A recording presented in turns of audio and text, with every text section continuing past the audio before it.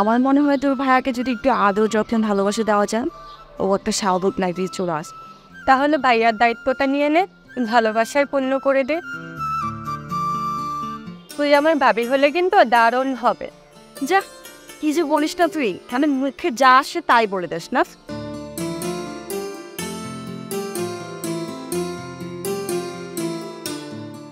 কে কি করতেছিস বসে বসে তুই?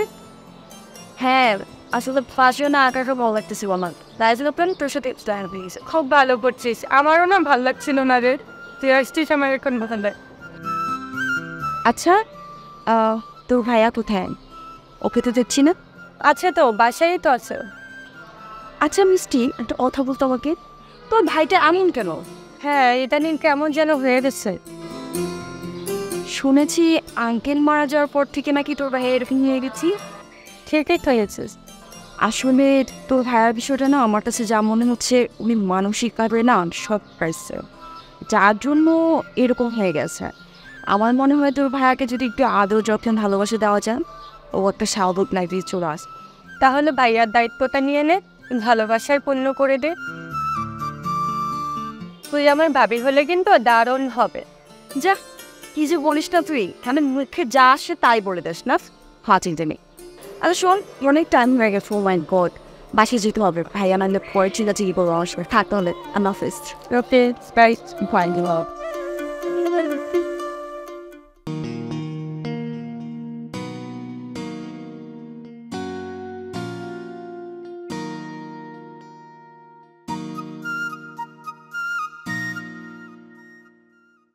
এত চিনি দিছো কেন? এত চিনি দিস মানে? তুই না একটু বেশি বাড়াবাড়ি করিস। মা, আমাকে একটা কথা বলবা? আমি কি তোমাদের খুব বেশি প্রবলেম করি? তোমরা সবাই মিলে যেভাবে আমাকে ধরছো, আমি তো সিক হয়ে যাব। চুল থেকে পান খসলে দোষ, এত দোষ ধরলে তো মানুষ পাগল হয়ে যাবে। একটু মানিয়ে চল আসি, চায়ে সামান্য একটু চিনি বেশি হয়েছে, তো হয়েছে কি? হ্যাঁ, আচ্ছা শোন, তোর বিয়ের জন্য কিন্তু মেয়ে দেখেছি। মা শোনো, আমার বিয়ে করার কোনো শখ নাই, আমি খাল কেটে কুমির আনতে চাই না। একটা মেয়ে কিন্তু আমার খুব পছন্দ হয়েছে, ওই যে আমাদের মিষ্টির বান্ধবী আছে না, পায়েল, দেখতে মাশাআল্লাহ তোর সাথে যে মানাবে না। মা, তোমার এই স্বভাবটা বাদ দাও। মেয়ে দেখলে একেবারে গলে যাচ্ছ। যে মেয়ে দেখবে ওই মেয়েকে ছেলের বউ বানানোর জন্য উঠে পড়ে লেগে যাও। আর শোনো, আমি যদি মরেও যাই তাহলে ওই মেয়েকে আমি কোনোদিন বিয়ে করব। তুমি জানো, ওই মেয়ে একটা আস্ত বেয়াদব, কোনো ম্যানার জানে না, আদব প্যারা জানে না, নিজের চাহিদা অন্যের উপর চাপিয়ে দেয়। এই, তুই কি করে জানলি ওই মেয়ে নিজের চাহিদা অন্যের উপর চাপিয়ে দেয়? ওর সাথে এত কথা তোর কখন হলো?